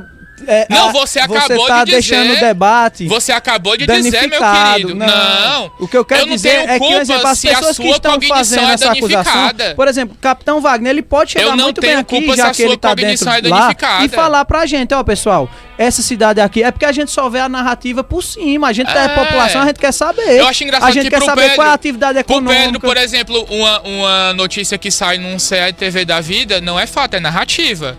Só é fato aquilo que o governo do estado fala. É assim que funciona a mente da esquerda. Não é? Os índices é por isso que vocês vão perder nessas eleições. Muito bem, senhores, a gente vai continuando aqui. Vamos para a próxima pauta, tá?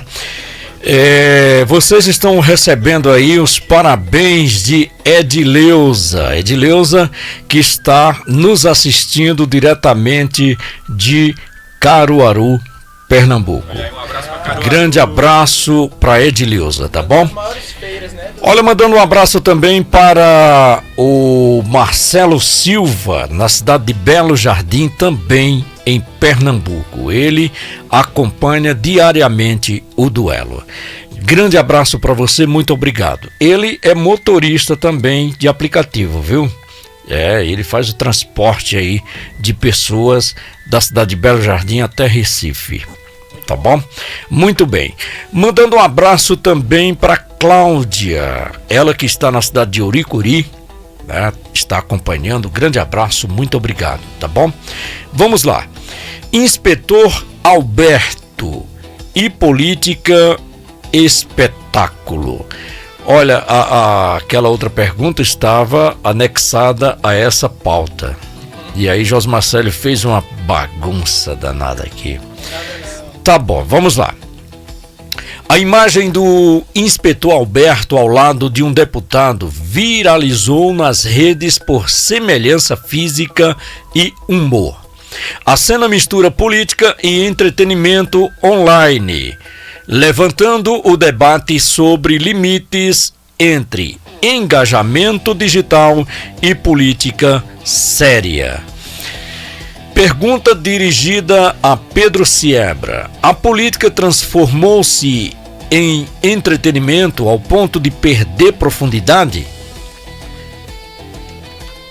Joyce, eu acho que eu acredito que nós ainda temos muitas pessoas comprometidas com a função social do político e outras comprometidas com seus interesses próprios. Eu acho que a política ela não pode ser levada na brincadeira, sabe? Em termos de humor, em termos de brincadeira, principalmente quando a gente vê como nossa população tá, né? O reflexo da nossa população em termos de educação, de saúde, de moradia.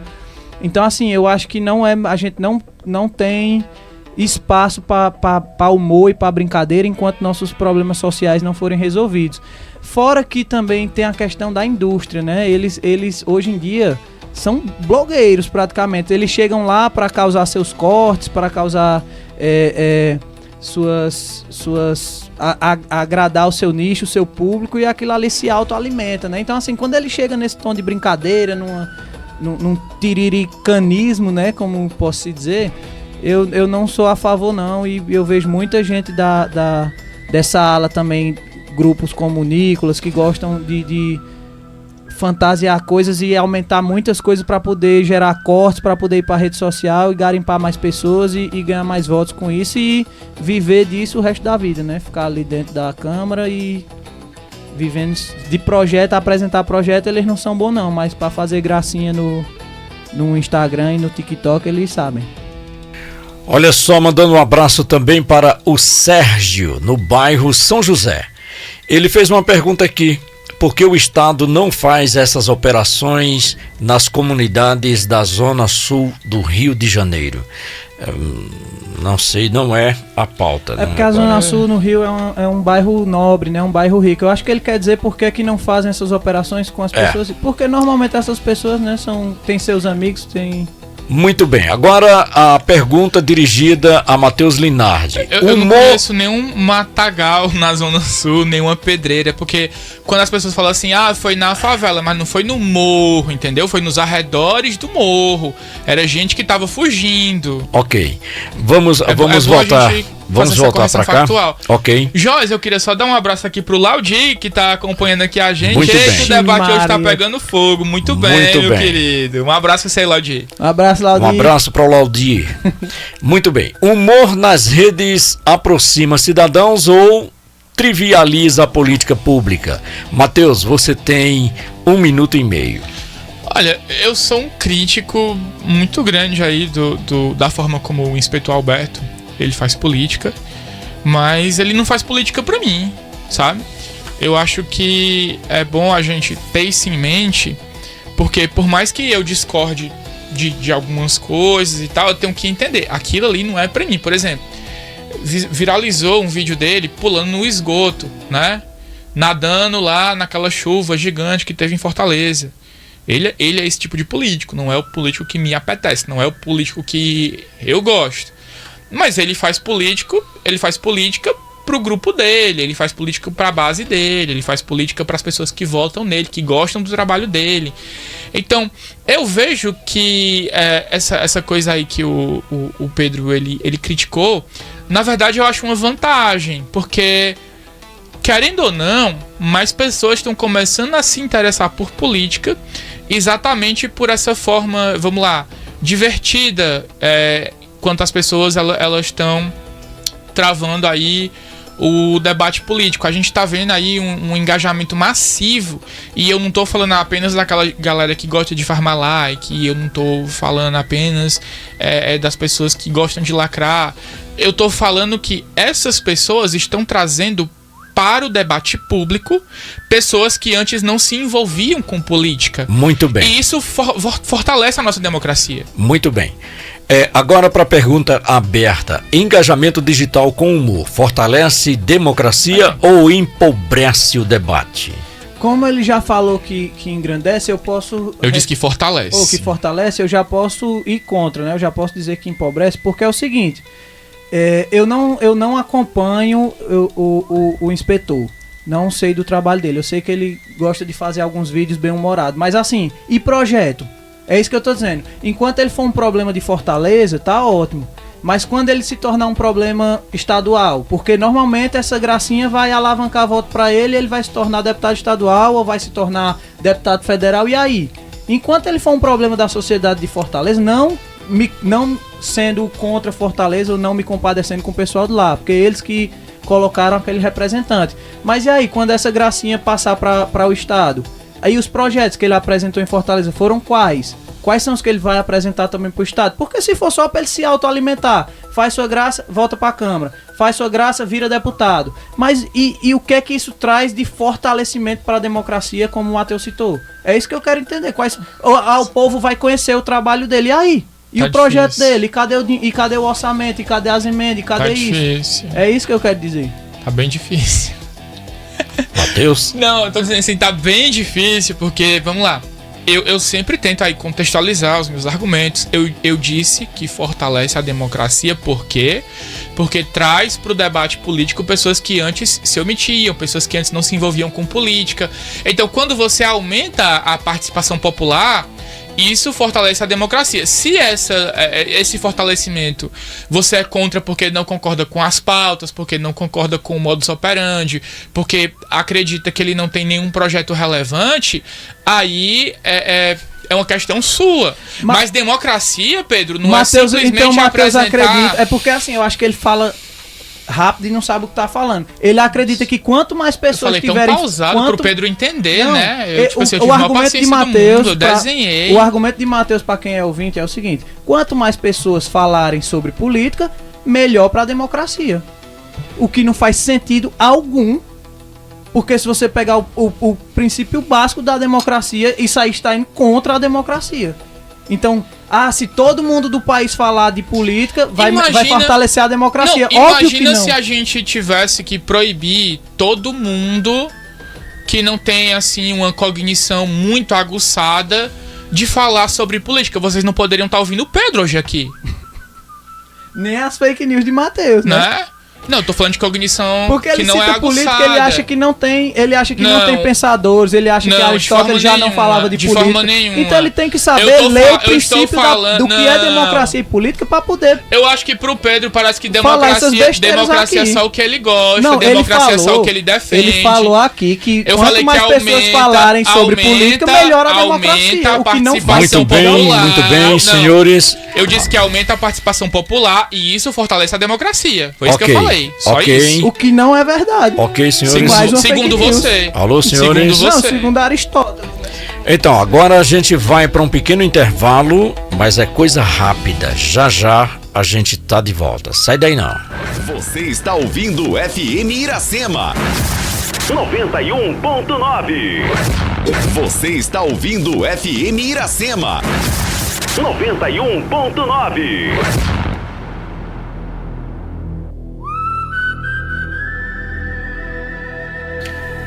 Muito bem, falei para você que não ia demorar nada e já estamos de volta. Olha só, muita gente aqui acompanhando através do YouTube e também através da Rádiosnet. Vamos lá para a próxima pauta. Brasil lidera mortes de pessoas LGBT. Levantamento aponta que o Brasil lidera o ranking mundial de mortes violentas contra pessoas LGBT. A cifra coloca o país sob escrutínio internacional e reacende debates sobre violência estrutural, políticas públicas e os limites da proteção do Estado. Pedro acha bom, né, Pedro?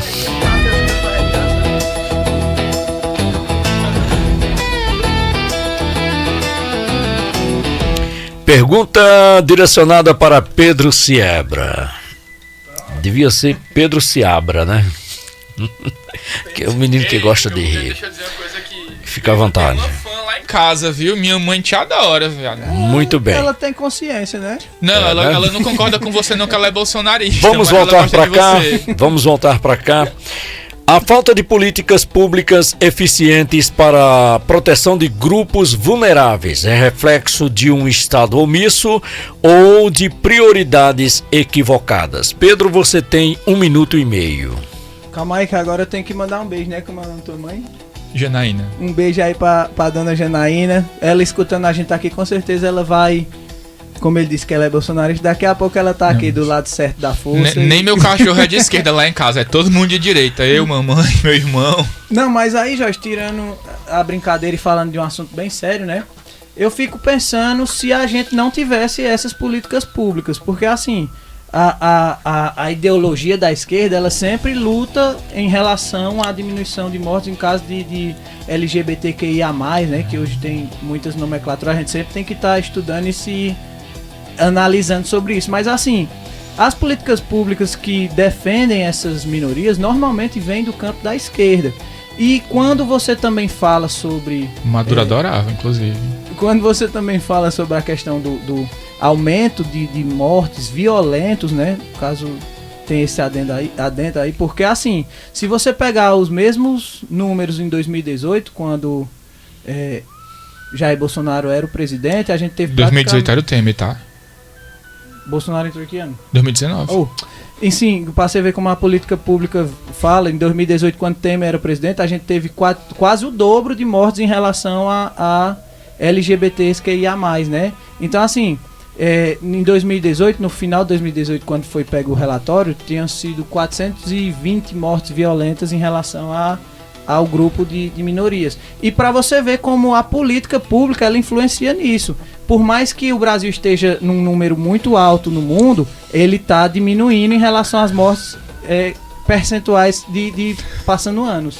Muito bem, agora a pergunta direcionada a Matheus Linardi. Combatemos violência com legislação específicas ou com aplicação rígida das leis existentes? Você tem 1 minuto e meio. O Pedro é igual a Miriam Leitão, né? Estão morrendo mais LGBTQIA+ no governo Lula. Entenda como isso é bom pra você. Porque foi basicamente isso aqui que ele falou. E eu fico impressionado, porque eu lembro que na campanha do Bolsonaro, né, 2018, antes dele se tomar posse, muitos LGBTQIA+, fizeram campanha contra ele. Eu lembro que a galera dizendo, estão fazendo suástica em mim e tal, não sei o que, vai morrer muito gay. E eu pensei assim, Matheus, tu é gay, tu tá apoiando o Bolsonaro, por quê? Tu vai ser o primeiro a ser morto. Gente, quando for no dia da posse do Bolsonaro, me avisa aí que horas aqui vão me matar, que eu quero estar pronto.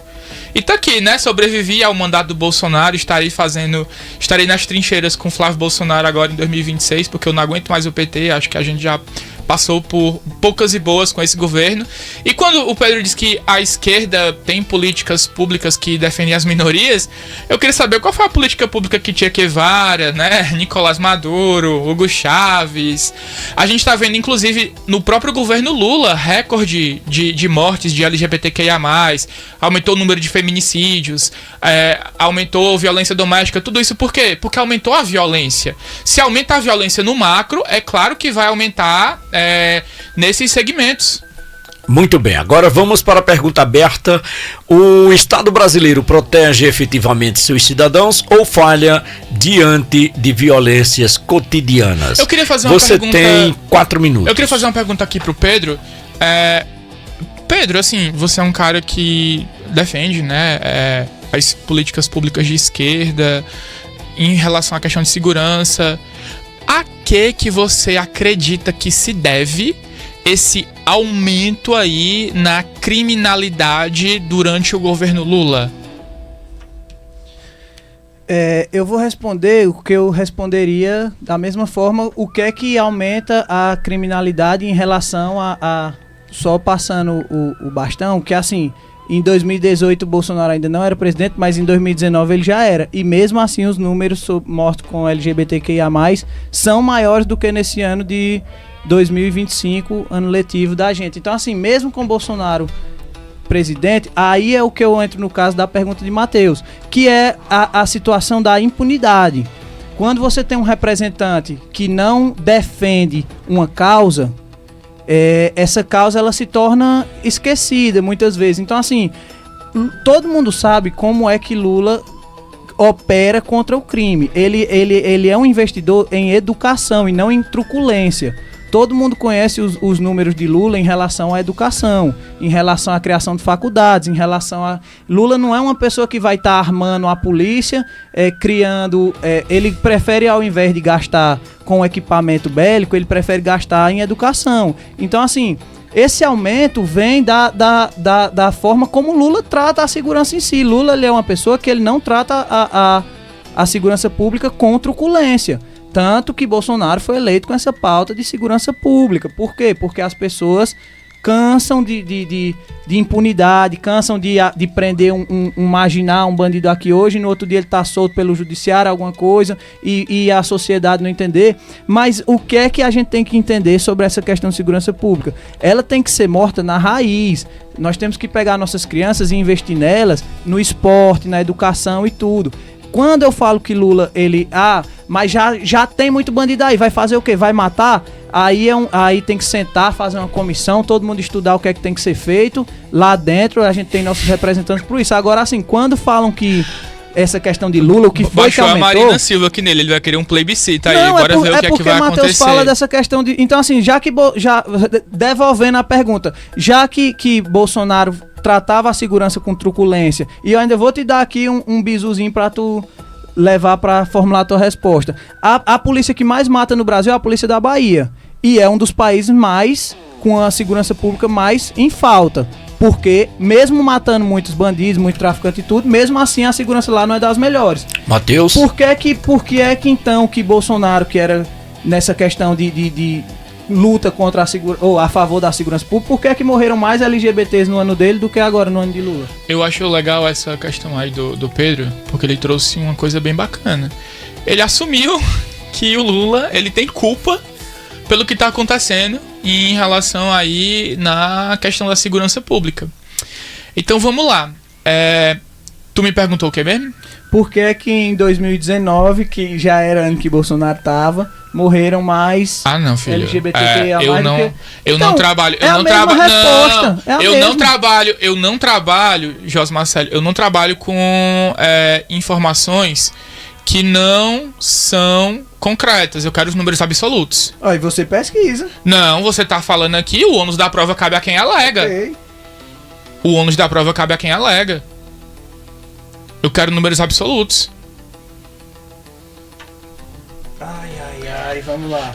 E quando ele fala 2019, ele tá citando, por exemplo... Em 2019, o Brasil registrou um alto índice de mortes violentas, que é o mesmo caso de pessoas números absolutos, Em números absolutos, né, como você tá perguntando, 329 mortos violentos em pessoas LGBT no Brasil. 2019. E esse ano, o que Joyce trouxe foram 237, alguma coisa. Não é nem relativizando morte, né? Morte é ruim de qualquer jeito. Mas olha, nós estamos em janeiro, peraí. Não, mas né? É sobre 2025, não é sobre 2026, não. Olha aí, Jorge. Eles não pegam a base em janeiro, não. É porque tu falou esse ano, pô. Não, esse ano letivo, que é o que a gente tá discutindo, né? Aqui especificamente não tem números. Não tem números. Não. Eu vou buscar aqui, então. Busque os números, A gente não pode... Mas vamos fazer o seguinte, o nosso tempo ruge. Beleza. Tá bom? Nosso tempo ruge. A gente tem que ir agora para a pauta internacional. Beleza? Então vamos lá. Lula, Trump e diplomacia. Após conversa com Donald Trump, o presidente Lula confirmou viagem a Washington. E o episódio reacende debates sobre pragmatismo diplomático versus alinhamento ideológico nos rumos da política externa brasileira. Pergunta direcionada para Matheus Linardi. Dialogar com Trump é pragmatismo necessário ou contradição política? Você tem 2 minutos. Ô Jorge, eu posso só trazer a informação? Sim, seja breve. Uma pessoa LGBTQIA+, é morta a cada 34 horas no Brasil. Foram registradas 257 mortes no ano de 2025. Então, morta uma pessoa a cada 34 horas no Brasil em 2025. Só para o pessoal entender que foi o ano que já passou, que não é nesse ano. Senão seria um absurdo, né? Ok. Matheus Linardi, dialogar com Trump é pragmatismo necessário ou contradição política? É pragmatismo necessário, é extremamente necessário você dialogar com a maior potência que a gente tem hoje. O Trump, gostem dele ou não, ele é o líder do mundo livre, né? Ele é a liderança política mais importante do Ocidente. Então o Lula ali não pode se dar ao luxo de dizer, eu não vou dialogar com esse cara.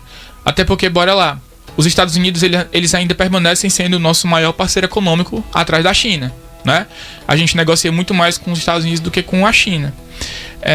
Os Estados Unidos, a gente tem o quê? As principais empresas do mundo são americanas e operam no Brasil. Então existe todo esse jogo aí que não dá para simplesmente se colocar essa barreira ideológica, digamos assim. É claro que em determinado momento o Lula ele vai querer jogar para a militância, né? Ele estava criticando o Lula a respeito lá da Venezuela e tal, até porque, pegaram o amigo dele, né? A gente tem que entender que o Maduro, amigão do Lula. Muito bem. Muito bem, agora Pedro Siebra, política externa deve priorizar valores democráticos ou interesses estratégicos? No caso, quando você é presidente ou quando você é representante de um estado, né, um estadista, você não pode levar sua ideologia para fora do mundo, não. Então, assim, totalmente estratégico, porque você tem que trazer os benefícios para a população, independente da sua ideologia. Você não vai trazer o benefício só para o pessoal de esquerda. Agora eu queria saber que mundo livre é esse, né? Que aí foi preso uma jornalista ao vivo lá nos Estados Unidos, criticando o governo Trump.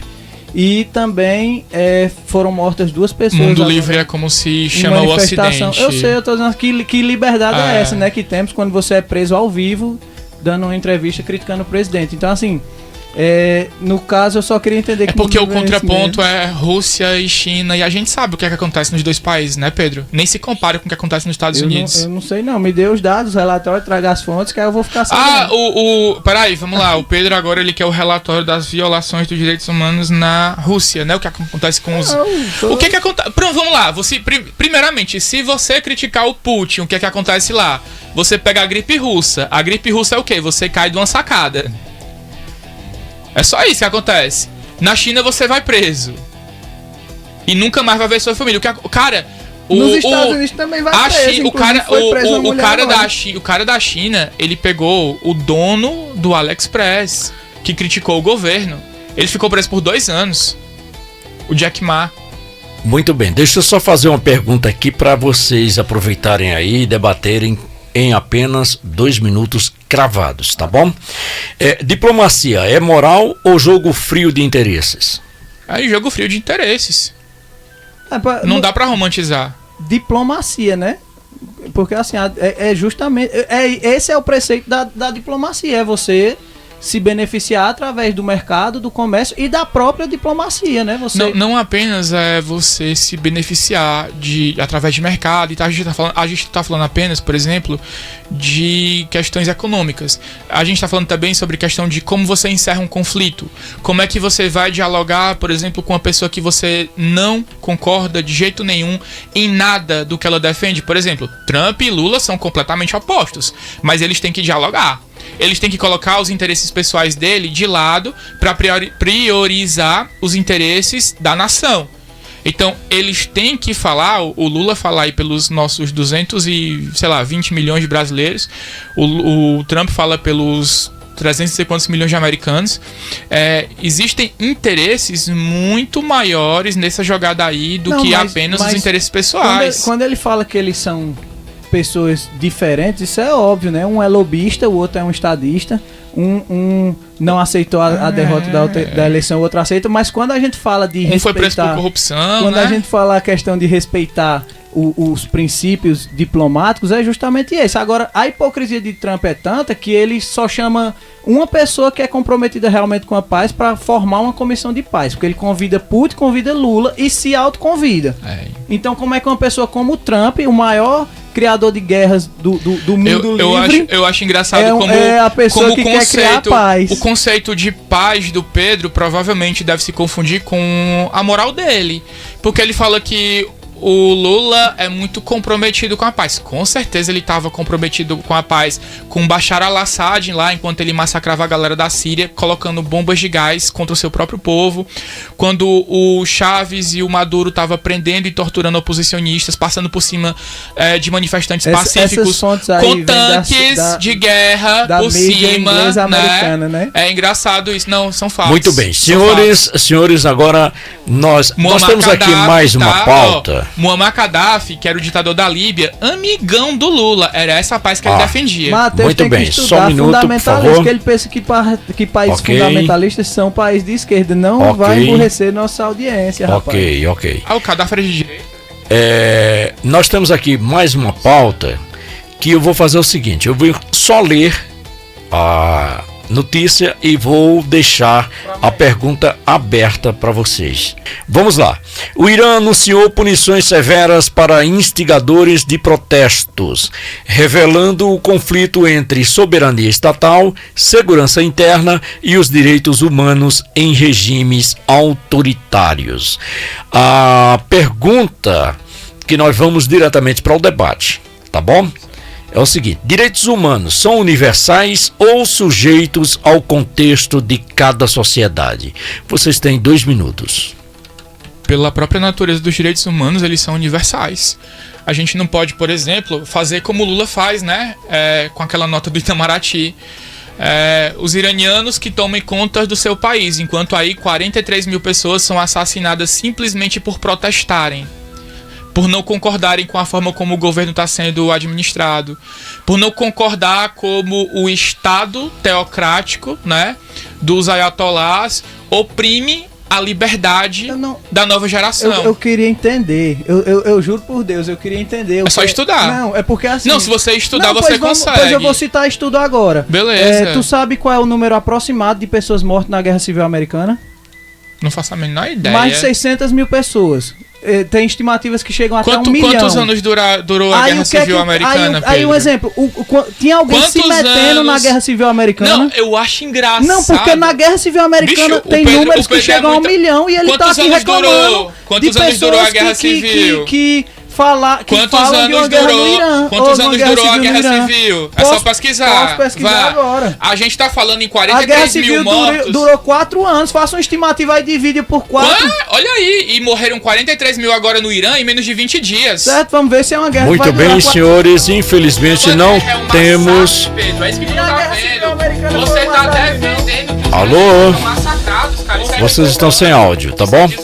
Estão sem áudio. Nós estamos com o nosso tempo agora. Tá bom. Tá certo. Nós estamos com o nosso tempo estourado, tá bom? Matheus Linardi, suas considerações finais. Não, eu tô aqui revoltado porque o Pedro tava defendendo que os iranianos sejam massacrados. 43 mil pessoas morreram em menos de 20 dias. Tá, e ele ousou ousou comparar com a Guerra Civil Americana, que durou 4 anos. Ok, suas considerações finais, por favor. É isso, direitos humanos são universais, independentemente do que o Pedro acha. Ok, considerações finais, por favor. Eu queria mandar um abraço para um grande radialista lá do Crato, Marcos Carvalho. Diz que é muito seu fã, acompanha o programa todo dia religiosamente. Muito bem, um grande abraço, abraço. E a minha consideração final é só agradecer aqui mais um debate, agradecer a nossos ouvintes e telespectadores, e que amanhã estaremos aqui novamente engrandecendo o nosso discurso para a população. Muito bem, Matheus? Não, eu já me despedi aí, né? Ele tá direitos revoltado. Humanos são universais, pessoal. Não importa o que o Pedro diga. E pros americanos também, então. Mortos na Guerra Civil Americana. Muito bem. Eu sou Josmar Célio, foi um prazer enorme estar na sua companhia. Convido você para amanhã, a partir das 18 horas, um novo encontro para um novo duelo. O programa tem a direção de Wagner Alves e a supervisão de Natan Tavares. É transmitido pela YZE 409 kHz, Rádio Iracema do Cariri, FM 91.9. Na sequência você vai ficar com a doce voz romântica de Edilma Félix e o programa Cidade Love. Um grande abraço para você, uma ótima noite e amanhã a gente tem um novo encontro, se Deus quiser. Até lá.